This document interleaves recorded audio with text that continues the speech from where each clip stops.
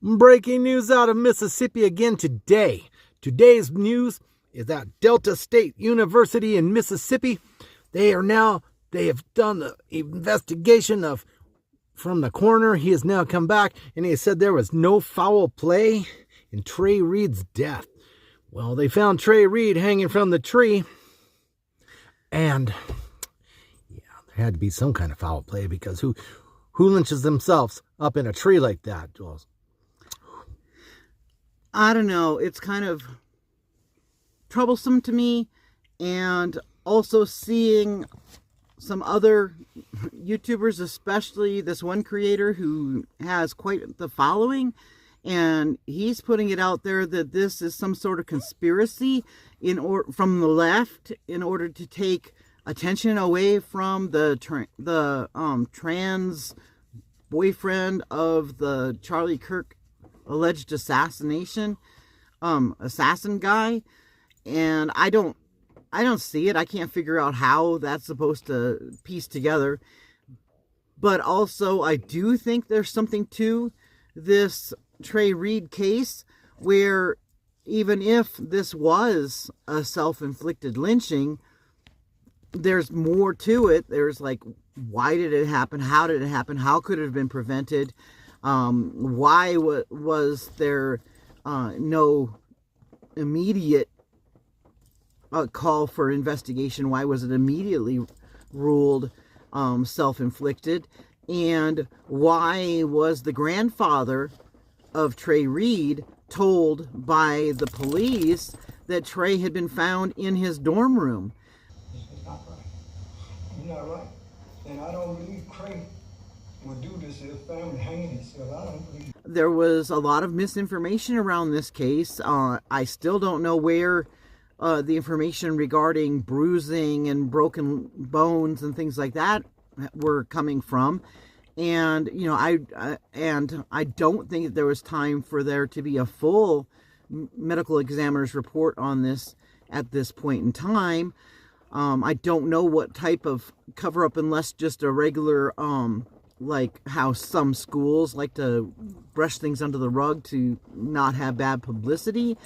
But I know that the president of the university, Delta State University, went on record with a very bumbling speech saying that almost any university in America, they fill out a contact form. This applies to Trey Reed and applies to every other student at Delta State. The student chooses who to indicate is their personal contact. The student tells us their next of kin.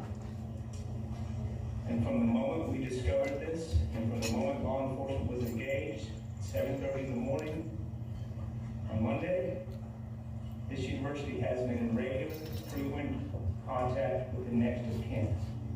Now we'll go ahead and acknowledge that the student always chooses their next of kin. Trey Reed gave us two names and the contact information for the people he wanted to be contacted in the event of emergency. And we have maintained contact with those two people. And I know this may seem like some kind of legalistic distinction, but this is how we have to operate. This is a choice made by the student, and a choice made by the student has to be respected even when the student's no longer with us. And I also acknowledge that there is a distinction between next of kin and family. Trey Reed had named his own next of kin in his enrollment application for the university, and then he was saying that most universities have the same policy, and that they had contacted his next of kin per his wishes as to who would be his emergency contacts, and kept calling the emergency contacts the next of kin. But I have seen paperwork, and that it's not next of kin, it's your emergency contacts. And I do know that police would not go with your emergency contacts. They would go with your next of kin, your next known associates and things like that. So it's odd that the grandfather was told one thing, that the two people that were named as emergency contacts for Trey Reed appear to not be affiliated with the family, are not family members.